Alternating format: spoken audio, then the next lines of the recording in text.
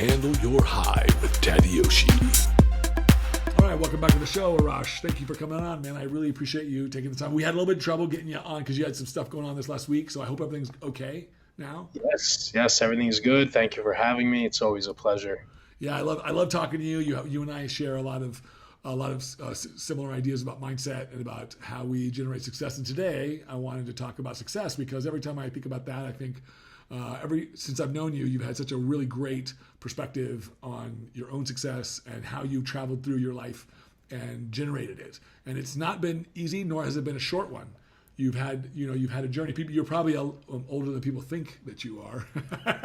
Not that you're old. You're not old at all by any stretch of the way, but you have more experience than probably people think, just because your physique you have such a great physique. So it kind of. I appreciate that. Yeah.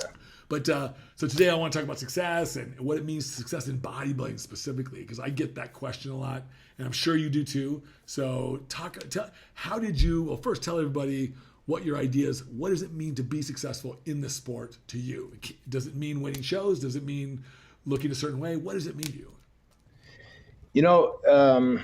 Not trying to be cliche or anything, but like the definition of success, everybody has a different definition, and most people, unfortunately, it's measured by what they accumulate, right? Like a PhD, a master's degree, $1 million, a house, a car, a loved one. So the people that do that and acquire things over time, over years and years and years and decades, they realize that, that's actually not what brings me true happiness. So their measure of success changes, right? So you ask a 17-year-old, 27-year-old, 37-year-old, 47-year-old, the measures change, it evolves. So for me, the definition of success, there's a lot of things I want to acquire. There's a lot of things that I want to accomplish, but true success, in my opinion, is doing what you sought out to do. So if you're doing in your life what you dreamed to do, what you planned to do, what you intended to do, and you're doing it, you're successful. Now, that could be being a mailman, taking out someone's garbage. If you intended to do that, and that was your goal, your dream, whatever the case may be, and today that's what you're doing, you're a successful individual, regardless of your net worth or your trophies or whatever the case may be. There's a lot of people that are successful in the eyes of others, right? They have money, they have a substantial career, they might have a really good title, whatever the case may be, but they're not happy and content and not doing what they want to do or what puts a smile to their face. So they're not successful. They're the opposite of successful. But if you point it and say that person's not successful when they're driving their Mercedes, their Bentley with their Rolex on and driving to their $1 million house, someone will look at you and say they're crazy. So that's really my opinion on success. Now, what my opinion on success in my bodybuilding career, it's similar. Of course, I want to be the best at what I do. Of course, I want to be Mr. Olympia. But as long as I'm happy competing and happy with my bodybuilding career, I consider myself successful. So I fell short. I got number 2 in the world in 2016, and I wasn't first. And I'm a person that's very, very hard on myself. So, I don't even know if I would have been content fully and truly give myself a pat on the back if I had gotten first. I probably would have gotten first, put the trophy away, and still tore myself apart. That's just who I am. Like, I need to advance and increase and get better in these areas. So it's really tough to say. I don't think, if you're not happy, if you don't feel like you're successful today, a trophy or a blank check tomorrow won't make you feel successful. That's what I've come to realize. You may have some feeling of well-being, happiness, or success for a short period of time, but if you're not genuinely content with where you are and what you're doing, you're not going to be happy. Right. There's a lot of, I think that's probably one of the biggest sort of eye openers for a lot of people who get their pro cards, at least that I've experienced, that they think that it's going to be this grand thing, and it is. It's a wonderful thing to do, but it doesn't give them what they thought that it would give them. Not just monetarily, but this intrinsic element that we're looking for, which is these wonderful feelings, right? Like, how did it happen for you? Like, was that in your mind, or did you have a different experience? I'm a tough one, Tad, because like I don't like me and my sister, I guess because of our upbringing, we don't give ourselves a lot of credit for things. Huh. You know, she's a world-renowned artist. She was on the cover of Bazaar magazine. She's been Wow. collected by galleries. And if I tell her she's a successful artist, she looks at me like, What are you talking about? what are you talking about? I'm not successful. And I'm kind of the same way too, you know, and sometimes I wish I see some arrogant people or egotistical people. Sometimes I wish I was like 20% of that. But you know, like people say, how did it feel when you turned pro? How did it feel to be on the Olympic stage? And not to discredit an IFBB pro card, not to discredit being on the biggest stage in the world and the biggest platform in the world in bodybuilding, but you know, it it wasn't like this huge thing for me. When I turned pro, I grabbed the pro card and I said, okay, now I'm going to show them what I could do with this. You Right. know, then you know, when I won my first two pro shows in classic, I said, okay, well now it's the Olympia, you know, and it's just like it's always something else. And I think competitive people and people that reach high ranking positions in their careers and their life and their sport, they have that in them, which is great that it drives them, but it's very, very dangerous. You know, you're riding a fine line. And if it's never enough and you're always chasing something else, when does it end? Right. Where does it end? How does it end? And when does it end? Because it needs to end. It has to end. Right? You know, there's only so much you can accumulate. You know, and especially as an athlete, there's only so much you can do, and as long as you can do it. Even for the great Dexter Jackson, there'll be a day will come where there's going to be an end. Now, if you're just chasing away for years upon years, when that end comes, it's very, very difficult. Most professional athletes go into a deep depression. A lot of them, they don't know what to do with themselves. It's their identity. You know, if you talk to any athletes, I have a cousin that was a track star. He was a hurdle jumper. He was a star. He was like looking to go to the Olympics, and he blew out both his knees. It Oh was so yeah. devastating to him that he ended up becoming a psychologist. He went to study psychology because it messed with him so much. So I believe it's okay to not be content and always want more and strive for more, but in your present state, in your present moment today, where you are with what you have and don't have, you need to be happy. Happiness is not external. Happiness is not on the outside. It's found within. You know, I don't mean to get like too spiritual or No, no, religious. I'm no. not a religious guy, but like in a lot of religious leaders and religious writings and spiritual writings will refer to God being within. You know, and like when you find peace and you find God and you find purpose, you don't find it out there. People will travel around the world, climb to the tops of mountains, try to achieve all these things to find it. And then if they're lucky enough, not lucky enough, but if they do the right things and take the right steps and really truly find happiness, peace, God, whatever you want to call it, they realize that it is within, you know? Um, It's the, and it's the story of the Buddha. It's absolutely. the story of the Buddha. He sat in one place for a long enough time, meditated until he found enlightenment. I read this the other day. They were talking about Buddha, and then they were saying the gods were talking where to hide the secret, where to hide the secret of God. Or you know, one said at the tip of a mountain. They said no, that'll be easily found. One said at the bottom of the sea. Said no, that'll be found. They said we'll put it where a place where they'll never look, or they'll look last within themselves. I like that. I like that a You lot. know? I'm messing up. I'm butchering it. I'm messing up the wording, but it was really, really interesting. And you know, not to go off the topic or what you asked me, like with bodybuilding, you know, growing up following, I'm very hard on myself, right? I don't give myself credit for a lot of things. So you take that and then you couple it with my age and my generation. Growing up watching the bodybuilders of the '90s, how am I ever going to be content? I mean, like those guys were the best ever. You know, Kevin Levrone, Flex Wheeler, Sean Ray, Ronnie Coleman, Dorian Yates. How do I compare? How do the guys today compare? It's just so difficult. So like what I want to obtain and like the ideal physique in my mind, I don't know if I'll ever even come close to it. And if I do, and if I haven't surpassed it, it keeps on growing in my head. Right. So it's like you never get there. You're always chasing it. So there comes a point in our time, a pivotal moment in all of our lives, regardless if you're an athlete or not, where there's a transition, and hopefully you come across this this transitional pivotal point in your life where you start to realize objective, perspective, and importance is key. Perspective is huge. Like the What do you way mean you, by perspective? Like, the way you perceive yourself, your accomplishments, what you have in life is huge. There's been times in my life where nothing changed. Nothing for me business wise, financially changed. But all of a sudden, for certain reasons, for certain thoughts that were implanted in my head, I didn't view myself successful. I said, oh my God, I don't have enough. I need to do this. I need to do that. So, it's all about perspective. They say one man's garbage is another man's gold. It's all about perspective. yeah, So most of us beat ourselves up and we say we're not where we want to be. We don't have enough. We're not good enough. It's your perspective. To somebody else, if you gave my life right now, every aspect of it to somebody else, maybe they would think they won the lottery. It'd be great for them. But for me, I've become accustomed to it and I keep setting my goals higher and further, that I don't view here what I have as successful. And sometimes you need to stop and look around and be like, you know what? Like, give yourself credit for how far you've come.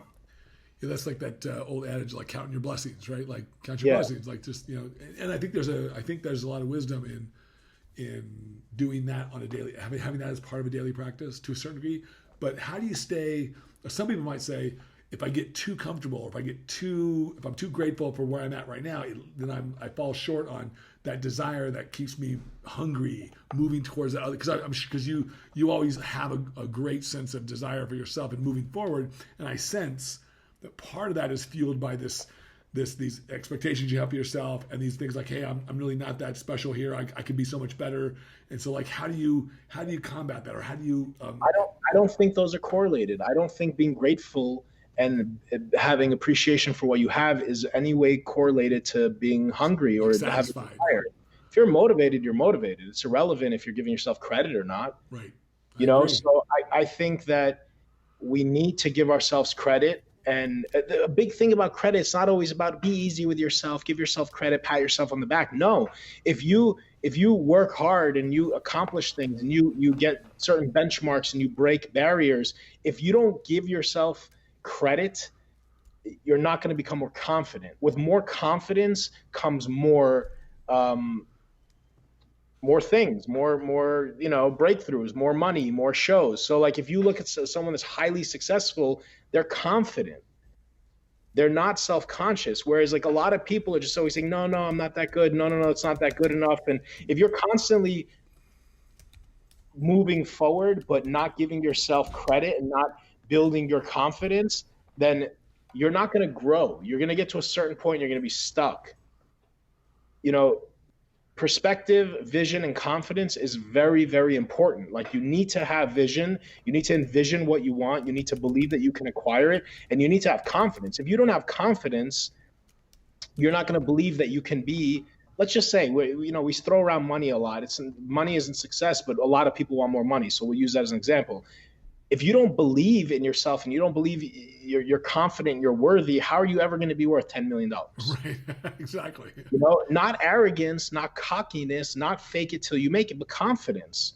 Like having faith. Like I used to hate the word faith because it had such a religious connotation, but it doesn't anymore for me. Having faith is basically believing. Right. Undoubtedly believing in yourself, believing in something. So if I have faith that I'm going to win the lottery at the end of the week, just, hypothetically, I would spend every dollar I had from now to the end of the week because I truly have faith that it's going to happen. Not positive thinking, but true faith, like in your heart and the pit of your stomach, Yeah, you're not just hoping. You're actually, it's a belief. It's a solid belief. Absolutely. So how do you negotiate? How do you make the distinction between? Because I've had this very similar conversation with many people about confidence is really key. It means that you have faith in yourself. But there is a point where people say, they go, wow, that guy's just cocky. He's just overly confident. How do you negotiate that in your own life without? Because you're a very humble person.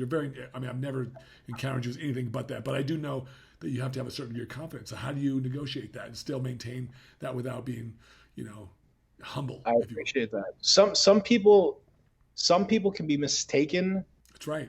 arrogant and cocky, and they're really not. They're just very confident, and maybe people aren't used to being around confident people, because honestly, at the end of the day, most people we're around are very self-conscious, and they doubt themselves. Most people do. I'd say like over 90%, right? So a true like arrogance and cockiness, and we're not talking about mistaking for confidence, I believe that's all stemmed from insecurity. That's all just Absolutely. that's all just that's just bullshit. That's just like some exterior crap they put to protect themselves. Yeah.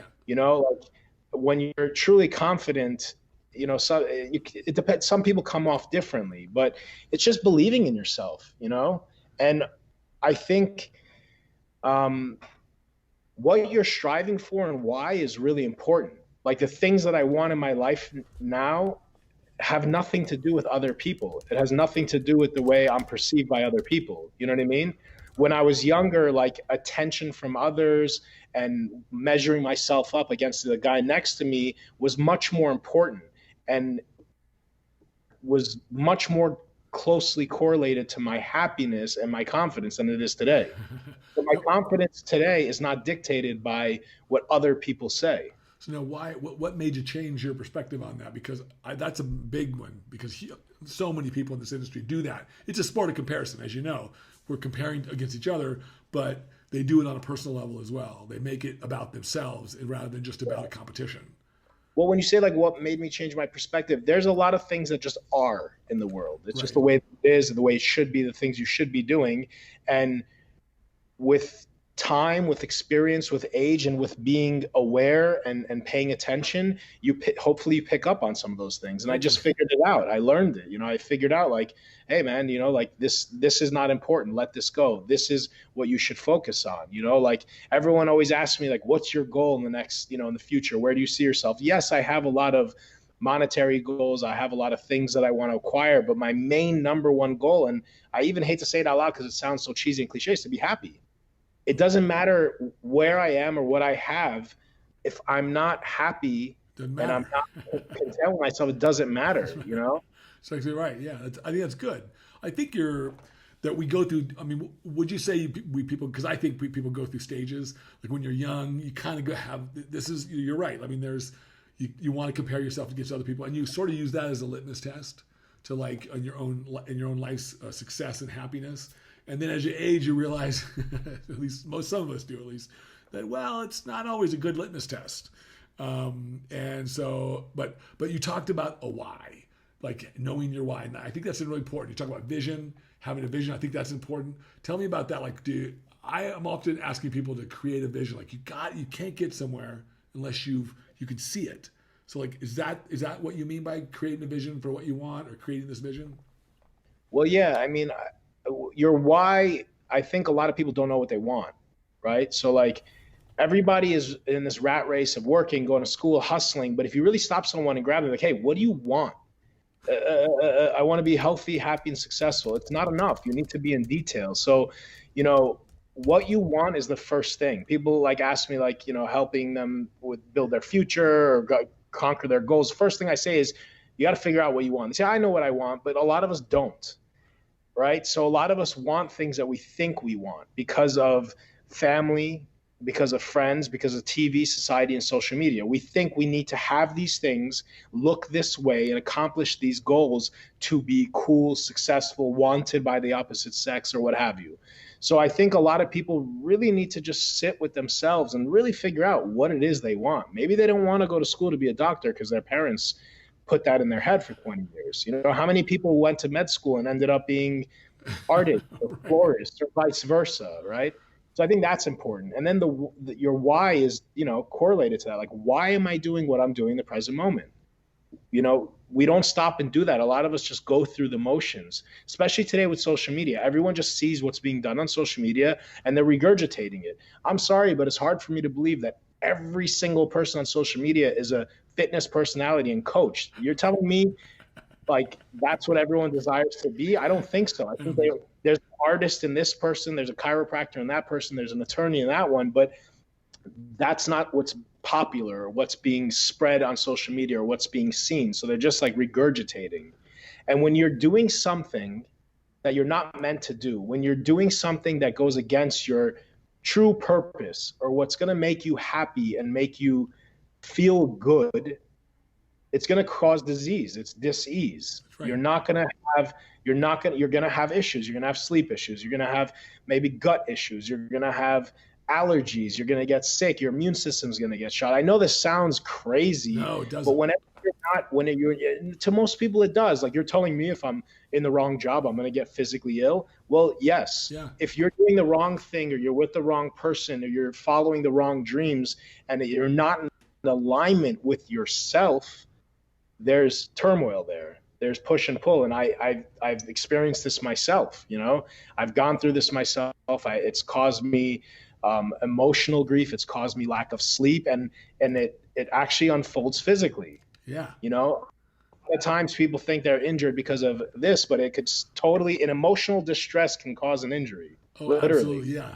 I just recently had a lady on the podcast here. Her name was Johanna Basils, and she's from Peru, and was an attorney, and she actually spent the last 20 years of her life healing herself from some of these traumas that reside in the body. She talks all about, which is why I wanted to have her on my show, because I want to talk about how do we form these traumas, and we store them in our bodies, and how they manifest themselves in these weird ways sometimes.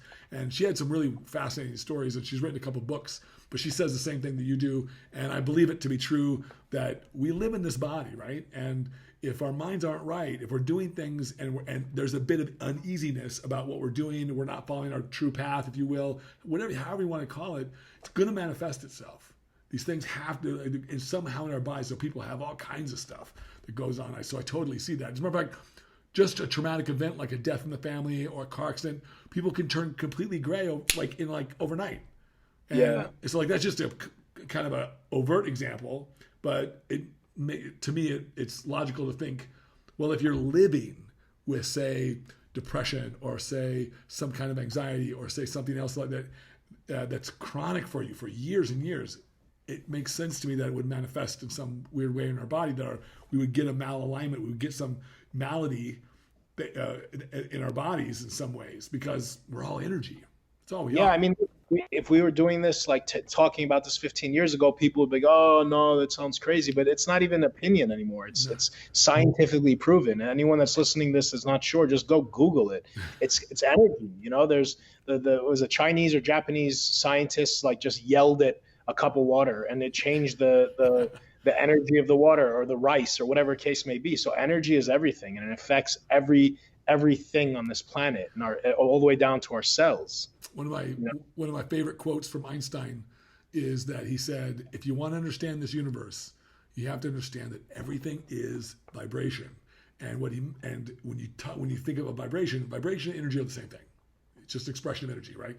So everything is energy. And remember, his most famous equation is talking about energy, the expression of energy, and it's about essentially that everything is in this universe is energy. It's just that sometimes it's transformed into one state to another. Just we experience it as physical objects and distinct from each other, but really, I think if we were not able to see with our eyes, but we're able to see with some other sensory device that was bigger than that could see beyond this, I think we would probably, and I think that's what happens in some of these experiences people have with ayahuasca journeys and DMT, when they go and they depart from their normal sense of ego, their normal sense of consciousness, and they go into these altered states, and they say the same things. All of them say the same things. All everything, we're all one, man. It's all about love, man. It's all love. That's the energy that we are, and that's everything, the entire universe, and we're all connected.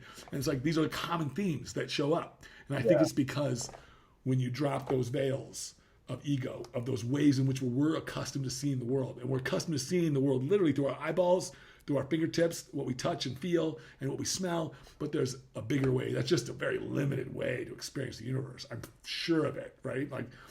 There's more than that. So it's kind of interesting. I feel like we're gunked up, from society and from what we are taught and what we're not taught, we're gunked up. And then when you dabble with these psychedelics, it opens your mind to view things in a different way. And again, going back to what I said, perspective. And it also kind of takes that layer, that veil that you said, away, not only ego, but also the beliefs, the false beliefs and rules that we have for ourselves, for the world, and for others. It kind of takes that away, and you just see yourself you see the world and you see those around you through a different set of eyes. I think it allows for a lot of understanding where it wouldn't if you didn't, Yeah. take that layer away. A lot of empathy and understanding for others, and it's a really amazing thing for people to experience. But it just goes against everything that we're taught, unfortunately, in society, and the way that we've been raised, and what we've kind of been brainwashed, to think and to do. I think you're Like right.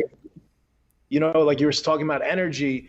One thing that I want to say, your question was about bodybuilders, how to be successful. You can't attract things into your life that are not in harmony with your vibration, right? So whatever your vibration is, high or low, positive or negative, happy or sad, you're going to attract people and things, circumstances that are on that frequency, that are vibrating at similar frequency. You're not going to attract something that it's on a different spectrum of vibration.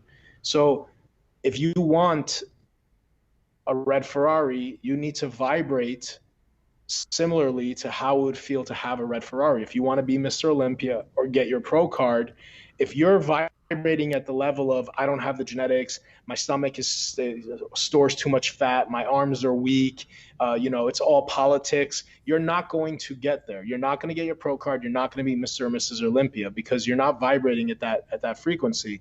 And I think that's why, like, if you hear like Jay Cutler talks about when he got second to Ronnie, that was the first time in his career. This is like verbatim. He said this. I listened to all the motivational bodybuilding stuff.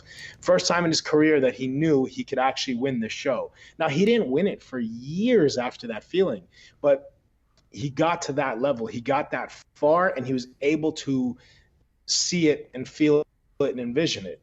In the beginning of his career, I'm sure his goal was to be Mr. Olympia, but like everybody else, I'm sure he doubted himself and he didn't really know if he could.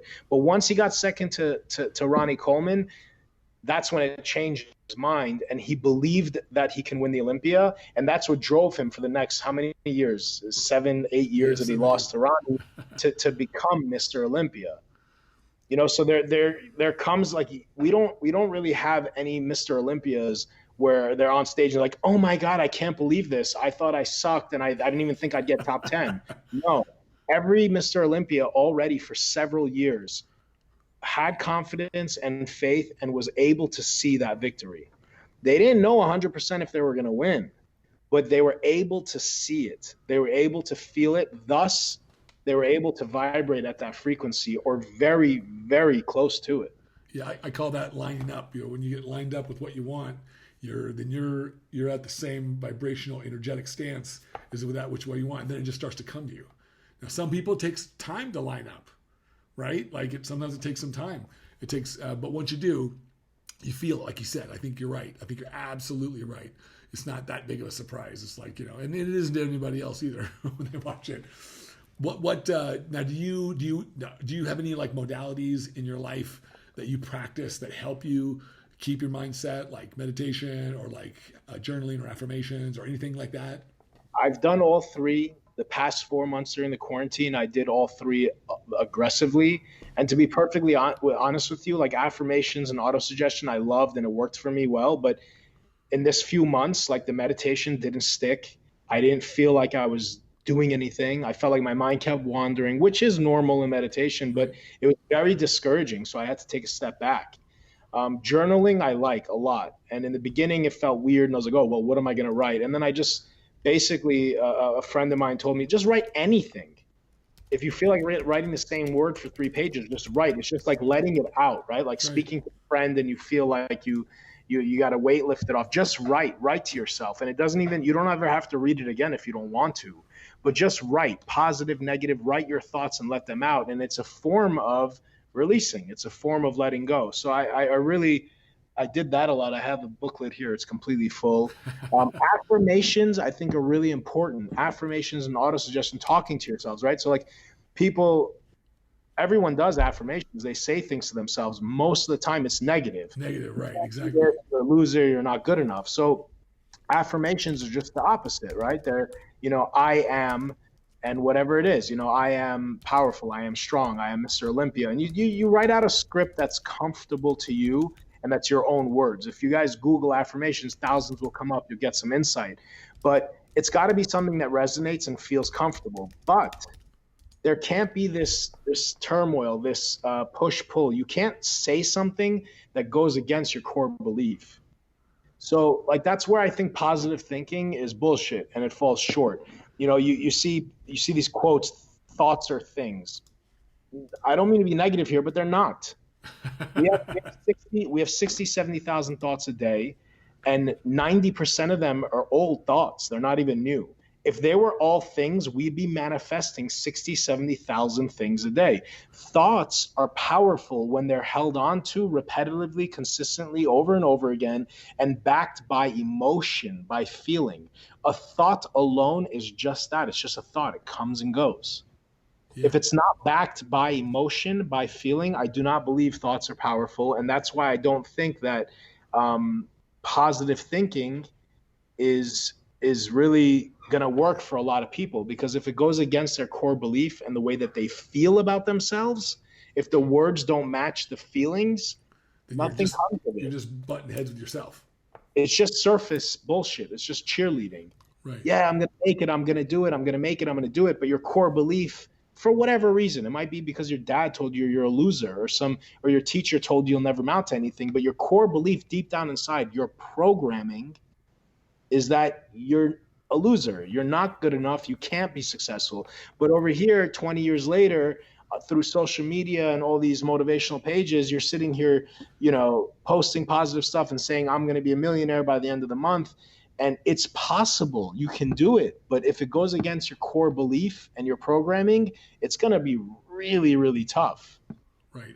I agree. I agree 100%. I think that our thoughts need momentum to make them actualize and to make them manifest. And that usually means some action behind it. It usually means adding more. I mean, I believe in the power of thought. I believe in it. But I do think that they can become things, but they're by themselves, they're weak energy. But Yeah. when you do them over and over and over, and you can, like you said, you combine it with the emotion, all of a sudden they can become they moving. They could actually change the landscape of a person's life. But usually it means there's a lot of other components along with it as well, I think. Not just, you're just sitting into a room and thinking. Maybe the Buddha can do that, but you and I probably have to put a little bit more behind it. Yeah. But so do you still do these things? I mean, I never actually did much. I haven't done any research on auto-suggestion. That's just like talking to yourself, right? If you look up affirmations and auto-suggestion, it's tough to differ, like what the difference is. I think they're very similar. They're almost the same thing. Auto-suggestion was founded by Emile, or I forgot the guy's name. It's a French, was he a psychologist? I think it's a French psychologist. And this was early 1900s. It was, he came up with an everyday, I'm better and better in every way. Every day I get better and better. Something like that.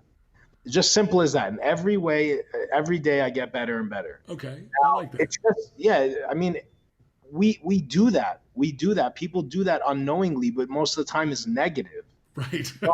Unless you were very fortunate enough to have a parent that taught you abundance. I was talking to one of my dad's old friends a few years ago about real estate. This guy was a real estate guy. He was like in his, I think, late 70s, early 80s at this time when I was talking to him. And, he was just telling me about like his wealth and his fortune, how he attracted it. And he's like, I just knew anything I touched turned to gold. I just knew I was going to be successful. I just knew to do this. He had this was back in the day in New York City when getting into real estate wasn't the thing to do. It was a scary thing. You had to have a lot of vision and balls. And I was like, do you know the law of attraction? And he's like, no, what's that? He didn't know this. He didn't learn it from anyone, but it was just within him, maybe from his parents or whatever.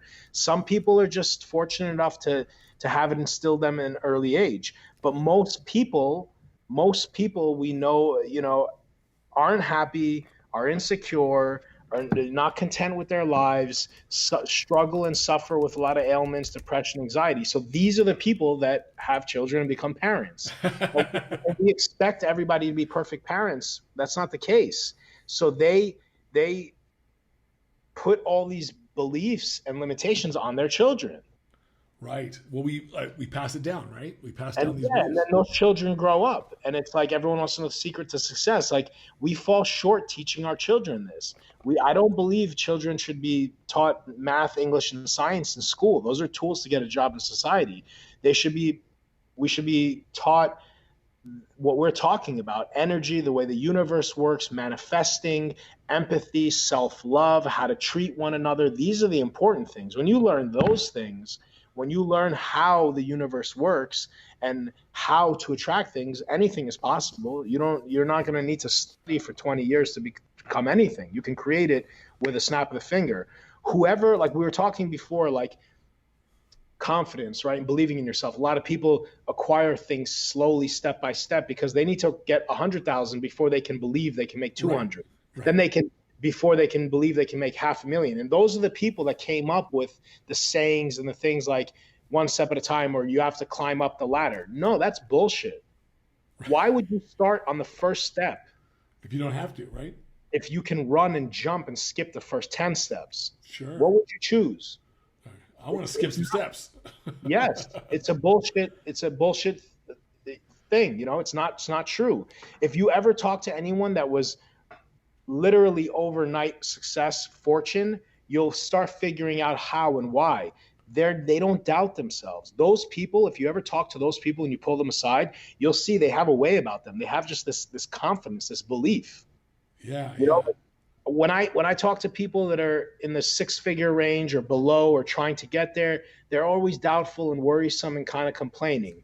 When you talk to people that are like north of 7 figures, they have a certain way about them, a certain belief, and it's like they always believe they can acquire money. When you talk to people even more wealthy than that, you start seeing different changes in characteristics, different changes in personality, and just the way they carry themselves. They don't worry. When you're trying to be super, super successful, super wealthy, and you're trying to be the best at something, there's no time. There's no time or wasted energy to expend on worrying. Right. Like, no, you don't worry. You don't think, am I gonna make it? You know you're gonna make it. You have that feeling within you, and what you think about is how much am I gonna make and when is it gonna come to me? It's like, I'm sure I'm going to succeed. It's just a matter of time and level, right? So there's no energy, there's no time to be spending on worrying and going backwards. Most people will take 2-3 steps forward and 1 or 2 steps back constantly. So they're slowly crawling through life, and then their beliefs that they heard when they were younger, where no pain, no gain, you need to work hard, work up the ladder, justifies what's happening in their life. Right. Some of the most frustrating euphemisms are like, if you work real hard, for me at least, if you work hard, good things will happen. Well, that's not always true. It's bullshit. It's complete bullshit. Hard work doesn't pay. Not usually. I was talking to a few friends a few weeks ago, and they actually got like really frustrated with me, right? Why? Because they're like, you're telling us that you don't need to work hard, you just need to envision. I said, no, hard work alone doesn't pay. Right. Like, look, let me go back to, this is a bodybuilding discussion. What's more important, training or diet? We say 50-50.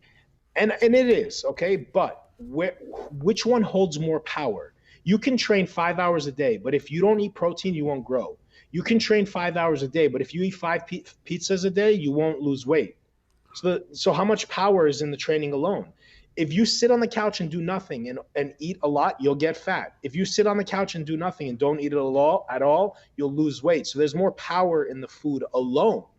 Does that mean that diet alone can make you Mr. Olympia? No, but there's more power in food alone.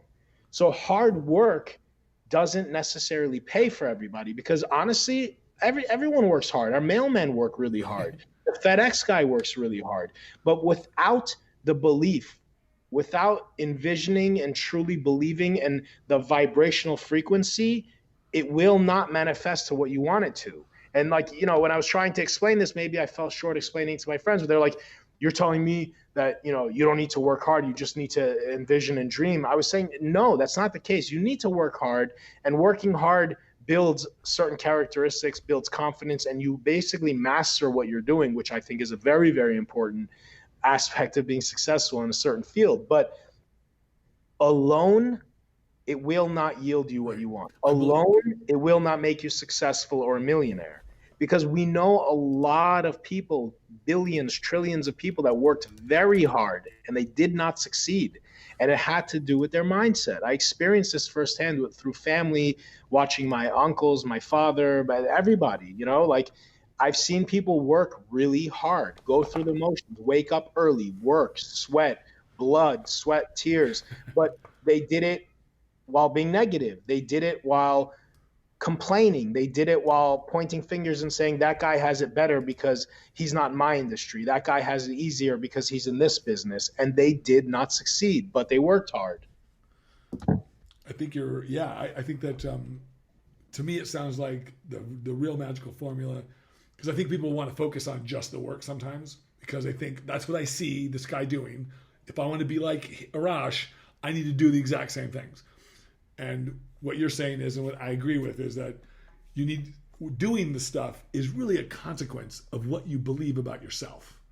Like, you work hard because you know that when you do this stuff, you're gonna create what you want to create. But it's not the work alone. It's the work as a consequence. It becomes a consequence of you being impassioned about the dreams you have, and you know that this is some of the fun you get to have while you do it. It just happens to be hard. Absolutely, but people are always looking on just what they see on the outside, and that's only like a part. It's not even half the story. It's like a quarter of the story. It's like trying to bake a cake just by looking at the cake. Yeah, you don't know what drives Arash. You don't know what's inside Arash. You don't know what Arash went through as a child. Like, you guys just see on the exterior, I want that. I want to do what he does. Well, maybe you could do better than what I did. Maybe you could do more than what I did. Maybe you wouldn't be happy with what I have achieved and what I have. And seeing someone go through the motions is only a part of it. Like, seeing someone working hard and saying, okay, I could do that, but you don't know what he's feeling and thinking and vibrating. Like when you watch people in the gym, you just look at how much weight they push.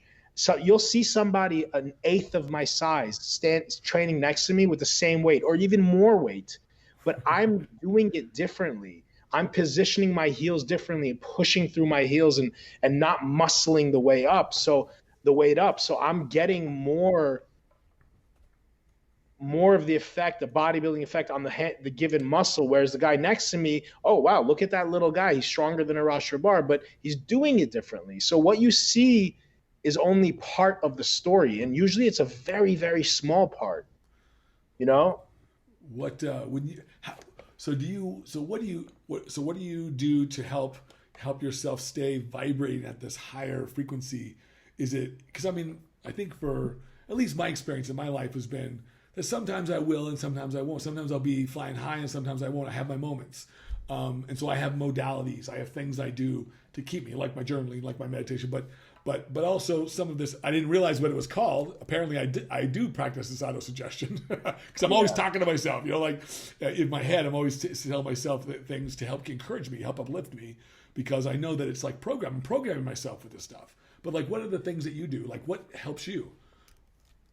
So I have a hard time with it. Sometimes it's a lot easier and it comes easier to me. And sometimes I struggle with it and I can't envision. When I'm not feeling good and my mood is not great, I can't envision being successful, and I'm kind of, my head's in the gutter. So what I try to do is, when I'm not having a good day, or if I go through something traumatic, don't think about big things. Don't make life decisions, people, when you're depressed or when someone breaks up with you or you lose your job. Don't make big life choices. Just try to watch a funny movie, go have some ice cream, get your mind off it. Even if it's kind of detaching and unplugging for a few days, do that. Don't take anything too serious or make any crazy decisions.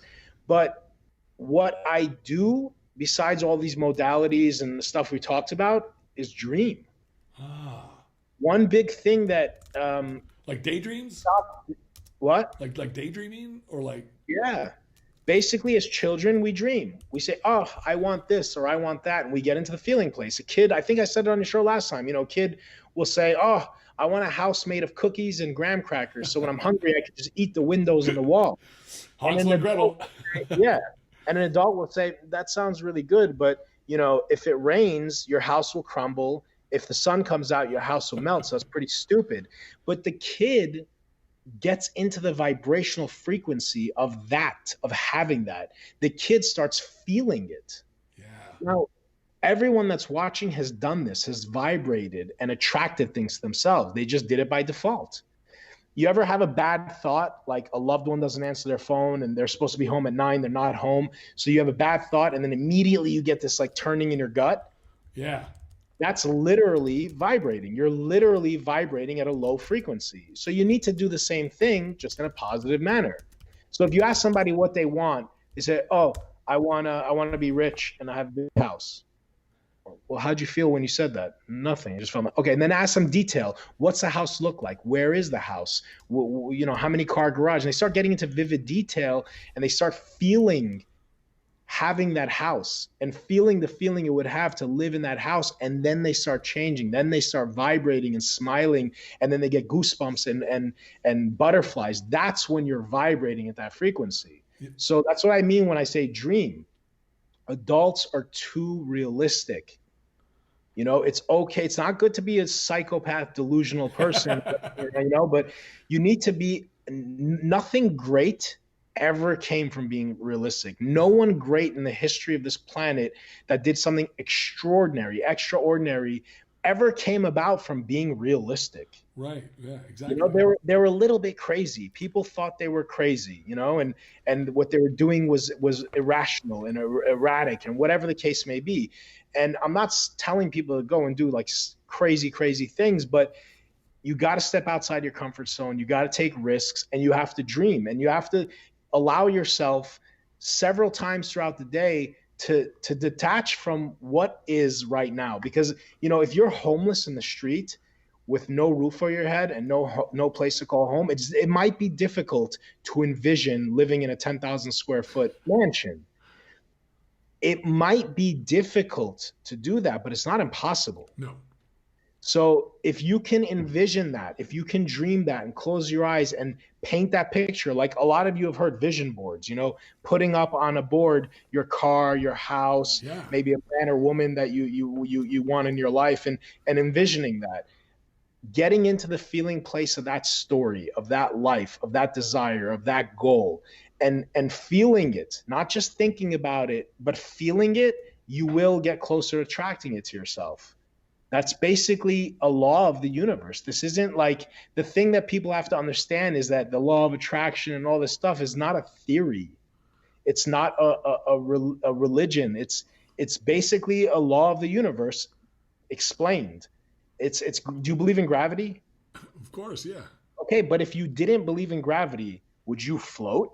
No. No. Your belief has nothing to do with the law. Right. It is what it is. If I push you out of the window, you're still gonna fall. Right. And the law of vibration, if you guys understand it and study it, great. You'll vibrate after you learn this. Starting from tomorrow, you'll attract things into your life deliberately, on purpose, because you vibrated. It might take some time. You're going to have some ups and downs, but if not, you're going to still attract things in your life, but it's going to be by default. Yeah, I think that what most people end up relying on is what they see in front of them, like what I can see and feel right now. And the problem with that, I find, especially when you combine it with what you're saying, which I think is, I agree with you 100% actually, is that people are recreating what they already have. So that's why they're not changing. Because they're focused so much, like you said, they're focused so much on what's going on right here. They're focused on right here, right now. They're not letting themselves go to those dreaming places, go to those wonderful places where we create, where all the creation is done.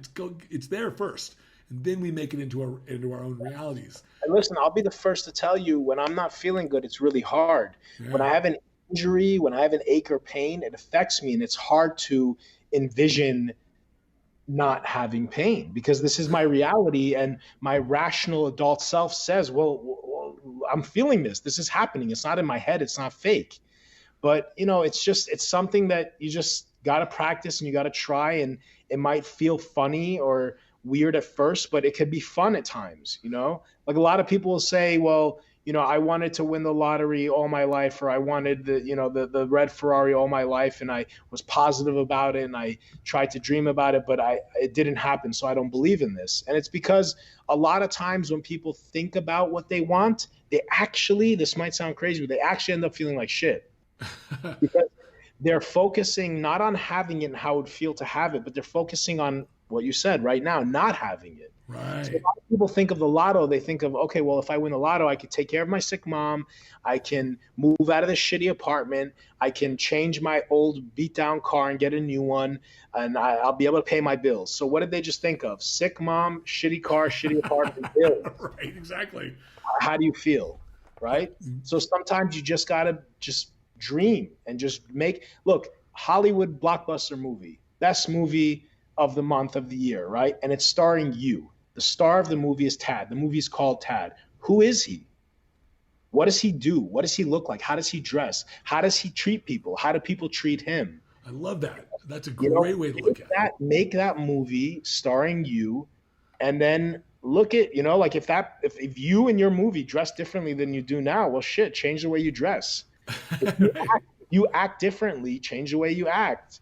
If you treat people differently, so you got to make that movie. You got to make that vision board in your mind. I like it more in your mind because it's more three-dimensional, and it has to be in vast detail. Like everyone says they want to be rich. What does that mean? Yeah, what does that really mean? Rich is $100,000 to somebody in one country. $1 million is like nothing to some people. So you got to get into detail, like $10,675,000 in like 5 cents. Like you got to get into vast detail. And one thing that I've noticed is that I've learned and also have read is that envisioning and vibrating and feeling, it requires a lot of detail. Okay. Yeah, that makes sense. Yeah. I think that's a wonderful exercise. I'm going to start doing this. I've never done that in a conscious way. Like I remember I said this before because I made a post some time ago about dreaming. I thought this is a wonderful thing that we all should do, that we do it naturally as children, but when we grow up, we kind of get too involved in our lives. We start to, like you said, we start to like look at things more rationally, like what's predictable or whatnot, and that really sort of, I don't know, it blunts that ability to be able to create from something new. And I've never thought about ever actually having, like I have meditation and journaling these are strict modalities that I keep in my life. I do at a certain time that I do them. I'm going to do this, man. I'm going to do active dreaming. I'm going to call it active dreaming every day for like 15 minutes. We're going to sit there and I'm going to do this. I'm going to do this. I'm going to be a more powerful creator in this way. I really like this, Arash. This is a really cool thing for me. So thank you for that. I never thought about doing it like this. That's awesome. I'm so excited that you're excited about it. Yeah, man. Anything I could do. I think we spend, like, it's in our nature to protect ourselves. Yeah. It's our nature to eat, reproduce, and protect ourselves and avoid pain, avoid discomfort. That's evolutionary in us, so we survive. But like you fast forward, we're in 2020. There aren't that many like threats for us, especially living in the US. There's no like lions or tigers jumping out of the trees. We're not going to starve to death. I mean, we're very fortunate, especially being in this country. Of course, a lot of people have these dangers in other countries. I understand that. But, that whole trying to protect ourselves so much is not really that needed as much now. And what happens is we're programmed and we're hurt and we have traumas as a child. And then we try to protect ourselves and we expend a lot of time and energy over the next several decades protecting ourselves. Isn't that the truth? And not being vulnerable, not being insecure, not being scared, not being hurt. And all of that time and energy could have been spent elsewhere if we were taught differently, if the trauma didn't happen, or if we worked through it at an earlier age. But unfortunately, that's not how our society is nowadays. I think it'll change, but there's a lot of energy and time put into that, and like it becomes really evident to me when I go into like the city or I'm in very crowded places and I see the way people carry themselves. Exactly. And they're always trying to avoid being vulnerable, being embarrassed. People don't even look at each other and smile. I know, or it's say hi weird. to each other, This is so everyone just walking down the streets like very serious, and I just see these little children that have these veils, like you said, and these like defense up, and they become adults. And we think because someone is older and wears a necktie and has some gray in their beard that they have their shit together. But that's not the case. They're just grown up little kids with all the trauma and chips on their shoulder and all this stuff, and they create their world around them, and their loved ones, their careers, the way they dress, everything is basically tailored to keeping them safe. And it's really weird and messed up when you think about it. Yeah, it is. And actually, that was one of the. I think we all have something in our past, in our from our early, that we some skewed message we got, where we some trauma perhaps that we didn't process well, and it kind of comes out in some strange way. It makes us uniquely ourselves. But I think you're right. We all, and to some certain degree, I think, try to protect ourselves. But I think it's a natural kind of a thing that we've grown accustomed to doing. But I don't think it's a good thing necessarily to always be so in such a protective mode. I think that when I've always believed that you get what you're looking for. But if you look hard enough, you'll find the proof of anything. I mean, there's people out there who believe the fucking world is flat, and they fucking believe it. And I get it. You believe it, you believe it. But, I mean, there's people that's gone to space. There's people that we have other proof that can show us that the world is probably not flat. Okay. But they believe it, and it's based on, and when they believe it, they look out in their world, and they will be able to show you the proof of it. Like, oh, like, look, don't you see this? This is the way it goes. Conspiracy theorists are the same way. Yeah. When you believe something, you'll find the proof for it. It's this confirmation bias that we end up having. So I tell people, be careful what you believe in, and I think it connects very, very much with what we believe about ourselves. Some of what you're talking about, I think, is when changing some of those limiting beliefs. We all have them about ourselves, and it's easy for us, say you or I, to spot out certain limiting beliefs because we don't have them. But sometimes it's harder to spot the ones that we have about ourselves. Absolutely. How do you have anything that you practice, or what's your thoughts on that? Well, first of all, what I wanted to say when you were talking is, it's like, what's more important, reality or perception of reality? Oh, that's a good question. Perception. What's more important? What's real or what you perceive? And what you just said, the guy that thinks the world is flat, perception is more important. Yeah, absolutely. Reality is irrelevant. It's irrelevant. Not if you don't believe it. The reality of the matter is the anorexic girl is not fat, but it doesn't matter because her perception, she looks in the mirror at 80 pounds and sees a fat girl. So your perception will trump in any circumstance every day your reality.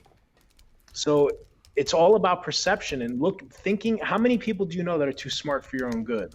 How many friends do you have that are genuinely really intellectual and really smart people, but they're not happy or successful? And you tell them do this and you tell them do that, and they give you a reason why. Like ignorance is bliss. Like, that's not a bullshit saying. There's a lot to be learned in that. It really is. Sometimes you can know too much, and it can get in the way of you living and being happy and succeeding at something. Absolutely. What was your question? I was asking about what the fuck was I asking about? Jeez, I like what you had to say, by the way. So that's why I get focused on what you say. Perception versus reality, and we were talking a little bit about that. But limiting beliefs, like, what do you do? Do you have anything in your life that helps you ferret out some of these beliefs, or do you have a process about belief system? Because it's easy for you and I to see sometimes another person's limiting beliefs that's holding them back. But sometimes it's hard for us to see our own beliefs that are holding us back. Like, how do you confront that with yourself? Because I didn't know it. I didn't realize it for, 20 years. I was lucky enough to pick up these books and start reading them and then learn about the law of attraction and be open-minded enough, because I've given these books to dozens of friends and they've read them, and most of them, none of them say it's bullshit. Most of them tell me, oh yeah, I believe in this too, but they put them aside. Right. I was open-minded enough to really believe this. And I've always been a scientific person. I've never bought into just nonsense. Anything, right. So I started really believing that this is the truth. This is, the law of the universe, the law of attraction, and anything is possible. Once I started to hold that belief in my mind, then I started looking at the way that I viewed things before, and still do to some degree. And I started realizing their limiting beliefs. Like, I remember now vividly which a lot of people won't allow themselves to see that and remember what I'm about to tell you. But I remember vividly, I didn't believe I could be successful when I was younger. So I was a hard worker. I was a smart kid, but I didn't think I was smart. I worked in my parents' restaurant 7 days a week. I became a stockbroker, licensed stockbroker, Series 7, Series 63 at the age of 19 years old. Wow. Yeah. That's pretty amazing. And while I was working at the restaurant, I worked for guys that made $20,000 to $30,000 a month. And this was back in 2001. They wore gold Rolexes with diamonds. They drove Ferraris. I remember when I was a broker, I had my license. I had the tools. I was good on the phone. I remember thinking, these guys are going to give me a check for 5-10 grand. No way, that's not going to happen. I didn't come from a family that made a lot of money. My parents weren't wealthy. My dad never got a paycheck. He always slaved in the restaurant business, and just like got by. So I didn't believe that. You know how much money I made as a stockbroker? Nothing. I didn't succeed. I didn't make money because I didn't believe it. Did I work hard? Yes. Did I wake up 5 a.m? Yes. Did I put in 14, 15-hour days? Yes. Was I good on the phones? Yes. But I didn't make money as a broker. Because I always remember thinking like, it's not going to happen for me. I remember walking through the halls. I remember getting to work in the morning and seeing it and being a part of that wealth, being in that world, having the license, it should have made me believe. Seeing my boss that was like 20 something years old making that money should have made me believe. But for whatever reason, it didn't. And I remember vividly having that detachment. So I don't give a shit how hard you guys work, how many degrees you have, or what should be on paper. If you have limiting beliefs, they're going to get in your way. You're never going to be successful, or you're never going to reach the heights that you want to or you aspire to, So I don't really have any trick to it. You just have to believe that anything is possible. Like you hear these things in society and social media, you can do anything you put your mind to. And honestly, you hear it so much that it becomes nonsense to you. Like your mom tells you, you can do anything you put your mind to. And we don't take it seriously, but it's true. Whatever you continually focus on and put your energy on, it will manifest in your life. Like they say, oh, these certain people are good at this or those people are good at that, like stereotypes, and at the end of the day, like if all your focus was on having a nice body for like 2 decades of your life, you're going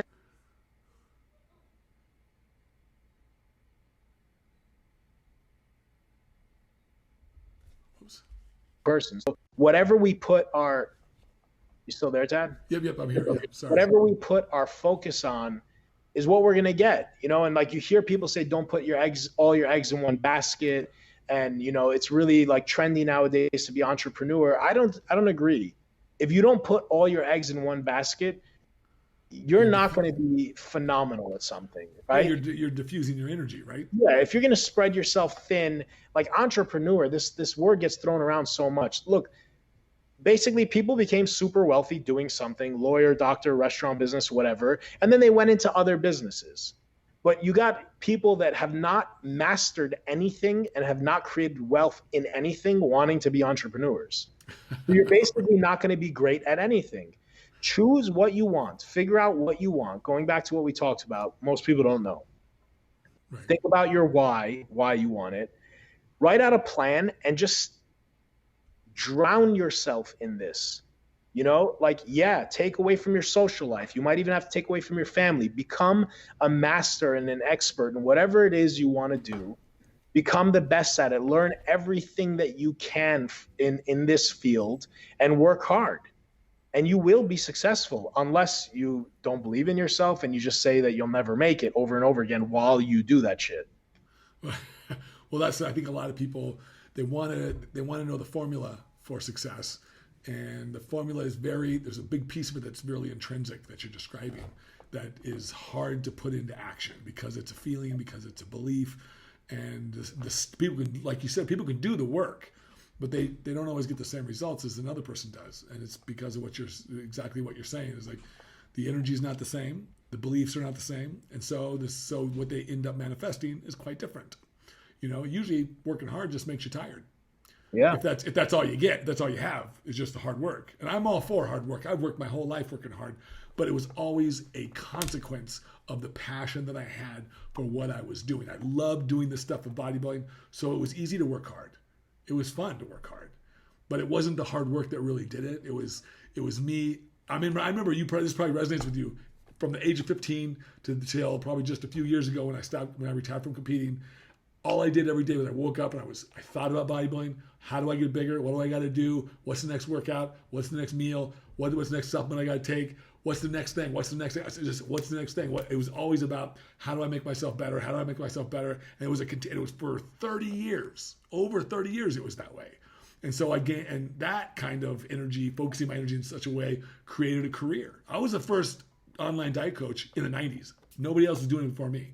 So and everyone said, and guess what? You'll get a kick out of this. Everybody told me I was crazy. And now everybody fucking wants to be a coach, right?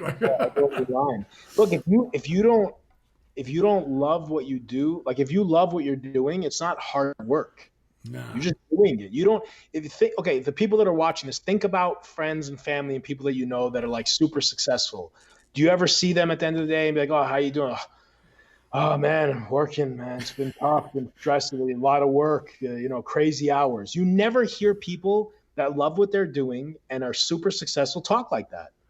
No. It's always the people that are complaining, that aren't happy with what they have, aren't happy with their jobs.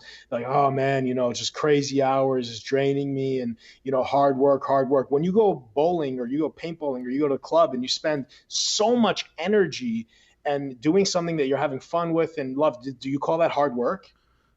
No, you usually call it fun. Yeah. Like what you were talking about, you don't consider that hard work. You're happy. When you lose yourself in what you're doing and you don't give a shit that 7-8 hours went by and you didn't focus anywhere else or even missed a meal or something, that's when you're doing what you love, and you should be doing that. When you're counting the minutes and going on Instagram or checking your text or email every 5 minutes, you're not doing the right thing, and you're working hard. If you guys really, people that are listening, really think about that. Sometimes it's easier to think about your friends and family or coworkers and see these characteristics in them before you try to see it in yourself. Because when we look at ourselves, we see some skewed shit. But absolutely. Think about a successful uncle or friend or neighbor, and think about the way they talk about their work. And are they always complaining and talking about how hard it is and how many hours they put in that week? No, they don't. Or the grind. I hate that term, rise and grind. I fucking hate that shit. I just hate it because the word grind to me sounds painful. And I figured, well, if I'm going to wake up, I want to wake up and be excited about something. Yeah. Right? I want to wake up and really love this stuff that I'm doing. I talk about it to people, say, look, the secret to success really is falling in love with your journey. If you fall in love with the stuff of the labor, the actual labor component of what you do, what you think about and what you do in the day, if you fall in love with that part, man, magic's going to happen. It's just going to happen. You're not going to, and you won't care what you manifest. You won't really care because the process is exactly is the juice. The process of doing it is the juice. It's the stuff you get excited about. It's the stuff that's creating all the wonderful feelings. It's never getting the stuff. Those are great too. Getting the accomplishments, right? Hitting those destinations. But I tend to think of the trophies, the accomplishments as consequences of a great process. Consequences of somebody being in love with their life, being in love with themselves, being in love with the stuff they do. When you do that, man, somebody who's truly in love with their wife never has to worry about cheating. They don't ever get tempted. Yeah. Because they're always focused on this person that they love. Now, granted, that doesn't mean that people who cheat on their wife don't love their wife. No, but there's different levels to this. Yeah, absolutely. So I'm talking about truly being passionately in love with something. When I picked up a weight for the first time, I was fucking in love. I was like, this is the shit. I'm going to do this for the rest of my life. Yeah. It doesn't matter.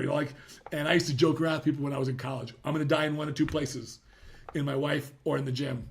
Because two things I love. I was like, that's the only two places I want to be. And that was, and today and that's what I think it means. You got to have that kind of passion for it. You got to have that kind of love for what you're doing. Otherwise, it's like what you're saying. It's this, you're going to come home every day going, oh my God, that was a shitty workout. It's oh my God, you got to do legs today. Or, oh my God, I hate that shit. Man, I don't like people.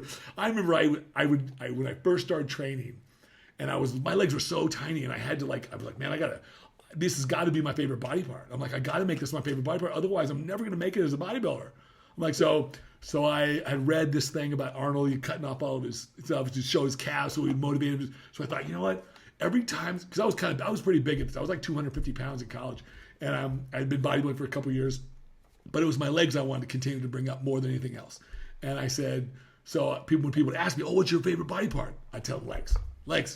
I just started talking it. I just said, and if I felt that little thing inside that says, ooh, that doesn't feel good, I'm like, no, dude, no, it's the best. It's the best. It's your best day. It's your best day. So I would spend the most time doing that. And it turned out after like about a year and a half, it became my favorite body part to work. And I was like, and I remember I would get in a groove, man. I just love squatting. I don't squat as nearly like I do these days because I want to continue to bend my knees and use my hips. Yeah. So I'm training like a 50-year-old guy, like I am, but I definitely don't want to. But I still love it. I still loved it. I still love doing that stuff. You programmed yourself, and you were doing a variation of autosuggestion and affirmations. You were just telling yourself something over and over again. That's right. I would literally talk myself up. I would talk myself up on a daily basis. So that way I could feel what I wanted to feel. I wanted to feel excited. Like it was easy to feel excited about doing arms. Easy to feel excited about doing chest. Easy to feel excited about doing back. But legs was a little different story and it wasn't because it was hard to work. It was because when I looked at them, I didn't see what I wanted to see. And so I had to focus myself somewhere else. And I'll tell you, thank you to people like Tom Platz, and all these people who I looked up to who had these gargantuan legs, because I would envision those legs on me. Yeah. Who was it? It was Mike Francois was one of my favorites, man. This dude, awesome legs. Like he had really wonderful legs. Were crazy. Yeah, man. And who else? Oh, and Tom Prince. Have you seen Tom? I was like, man, this dude. And then they got sick, unfortunately. But fuck. Tom Prince, he was incredible. He was like stone, always rock hard, beast, dry. Yeah. So, but you're right. Like going back to what you said for the bodybuilders in the '90s, I think what people are commenting on today. This is my assessment because I was in that era working out, and it was the ethic there. Then it was focused much more on, or the mentality, the mindset was focused much more on training hard, like get in there and train hard, man. Like go in there and bust your ass. Today, there's a lot of magic that people get focused on, the gear, all the drugs, and people. That was going on then too, but the focus wasn't nearly so much as it is today. I think the focus now guys want, like, they'll ask me, oh, what do some of the pros use? I want to do what they're doing. Like, well, you're not them. Don't do that. That's dumb. So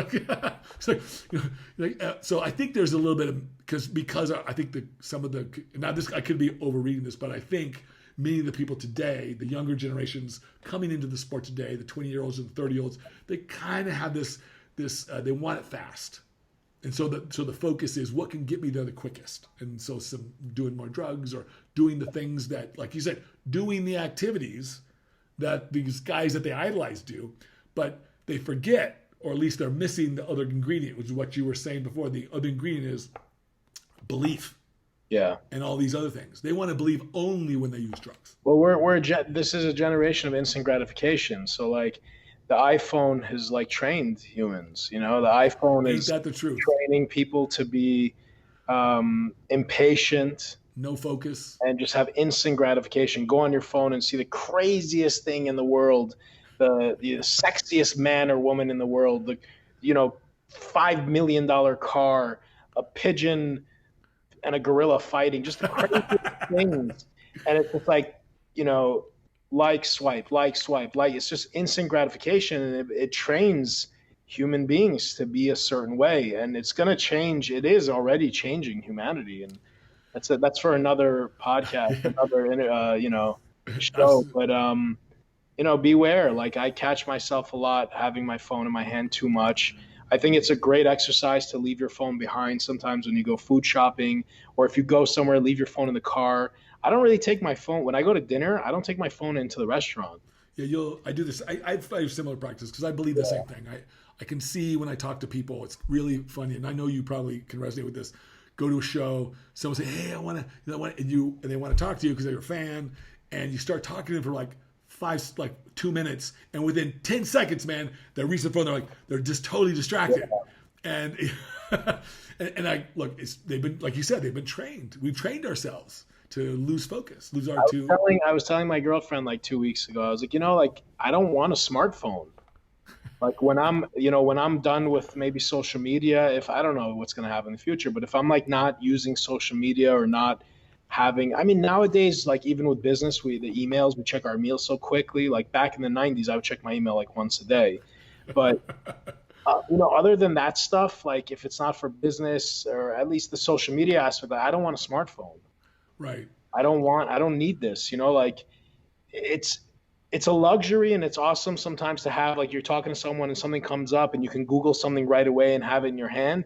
But if you're only doing it in those situations and only using it for certain situations, fine. But for the most part, no, we're just all doing it all the time.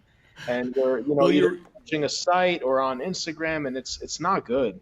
Well, you're right. There's there is some science that Apple and all these other companies use to architect these applications and our phones, the usability, so that we're incented to use it, right? Yeah. Like you get that little dopamine hit every time you see a like, or every time you see an alert, or every time you see something that's going on.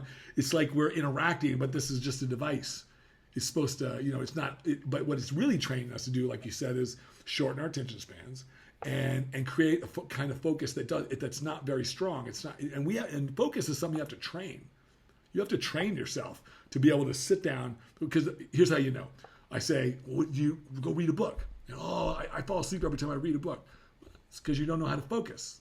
Focus. You can sit there in a movie and do nothing for 2 hours and be completely fucking awake. Yeah. It's like, and yet you're sitting there actively reading something, engaging yourself with a book, and you fall asleep. It's because you're not concentrating. You're not focusing. I have this conversation with my daughter a lot. We talk about focus, because I said, man, sweetheart, I said, success in life will be dictated by the level of your focus. If you can focus, you can get what you want. But you just got to be able to do it. I mean, amongst other things, but focus is incredibly important. As a matter of fact, I used to work in technology right outside after graduate school, and I remember I was a VP of sales for a company, a startup, and I would go and I'd love having these conversations with my CEO and stuff, because he was such a brilliant guy. And I asked him, I said, hey, because he had started several companies. He was the guy who actually invented Linux, Red Hat, and he sold it. Okay. It was like, the operating system was like, I was like, wow, he made like $56 million on that transaction. And I was like, I'm just like blown away by how successful he's got. And he was a Japanese guy, right? His name was Kaz Hashimoto. And he was a cool dude. Every time I spoke to him, it was like I was talking to Buddha or something, So it's like, and he said he took a year after he sold that company and Red Hat, and he went and he said he wanted to, he wasn't finding happiness, and so he went to this Zen Buddhist master in Japan, and he said, okay, well, here's what you got to do. You got to forego all your possessions for 1 year and live on the streets and beg for your existence in China and in all these places. So he did. For a whole year. He said, man, Ted, I sat in front of a hotel, this really expensive hotel, with a bowl, begging people for change and food for a year. 1 year? For a year. And he said, wow. He said, I could buy the fucking hotel if I wanted. He said, and I got spit on. People called me names. He said, but it was a lesson in humility. He said, I learned so much from that year. And I'm like, well, what's the most valuable thing that you took away from being successful in business? How did this translate? And he said, focus. He says, if you can focus amongst all the bullshit and chaos, he says, man, then you got it. You're gonna be able to find your way. The answers will come. I gotta meet this guy. That's crazy. He was pretty fascinating. He actually was an interesting fella. He always had something like a conundrum for me. He's like, okay, I want you to think about this, Dad. And I'm like, what the fuck? I don't know what you mean by this, man. I felt like the dude on what was that one show in the 70s with I forgot what it was. It was with God, who was it? I used to watch it. He had to pick up the hot thing with his forearms.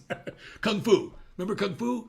With David Carradine. David Carradine played he was not even Chinese, but he plays this Chinese guy.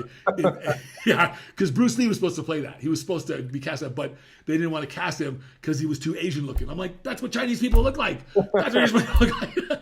But they cast David Carradine, and he played this role. It was a great show. I watched it for many years, but But in the show, he's like, he has this master who gives him these questions and these things to figure out and stuff in the beginning. That reminds me of that. That's what my relationship with Kaz was like. It was reminding me of that.